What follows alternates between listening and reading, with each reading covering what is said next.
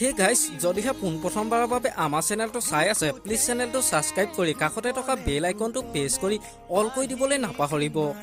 লগতে এটা কথা কওঁ যে মোৰ আৰু এটা ইউটিউব চেনেল আছে, নামটো হৈছে দেৱাশিষ ব্লগ 20K। আপোনালোকে যদি চাব বিচাৰে ডেছক্ৰিপশ্যনৰ লিংক দিয়া আছে, এবাৰ গৈ চাই ল'ব।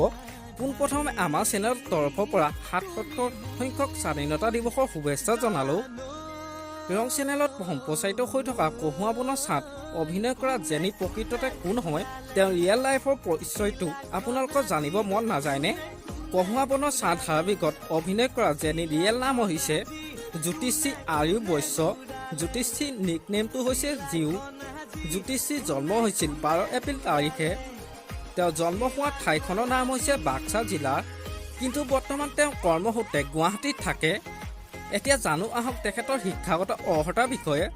জ্যোতিষীয়ে স্কুলীয়া শিক্ষা লাভ কৰিছিল নেহেৰু আঞ্চলিক স্কুলৰ পৰা আৰু তেওঁ কলেজীয়া শিক্ষা লাভ কৰে শ্ৰীমন্ত শংকৰদেৱ ইউনিভাৰ্চিটিৰ পৰা। জ্যোতিষী আয়ু বৈশ্য প্ৰফেশ্যন হৈছে এক্টিং।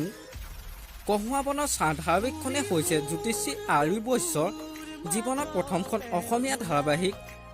ইয়াৰ উপৰিও তেওঁ বহুতো অসমীয়া চুটি ছবিত অভিনয় কৰি দৰ্শকৰ মন জয় কৰিবলৈ সক্ষম হৈছে। জনপ্ৰিয় অভিনেত্ৰীগৰাকীৰ ৰিলেশ্যনশ্বিপৰ কথা ক'বলৈ গ'লে তেওঁ বৰ্তমান ছিংগুল আছে। আপোনালোকে বাৰু কহুৱা বনৰ ছাঁত অভিনয় কৰা জেনি অভিনয় চাই কেনেকুৱা পাইছে মোক এটা কমেণ্ট কৰি জনাবচোন। আমাৰ আজি ভিডিঅ'টো ইমানেই আছিল। যদি ভিডিঅ'টো চাই ভাল লাগিলে যিমান পাৰে শ্বেয়াৰ কৰি দিব আৰু নতুনকৈ চেনেলত কোনোবা আহিছে যদি ছাবস্ক্ৰাইব কৰি ল'ব। আজিলৈ বাই বাই।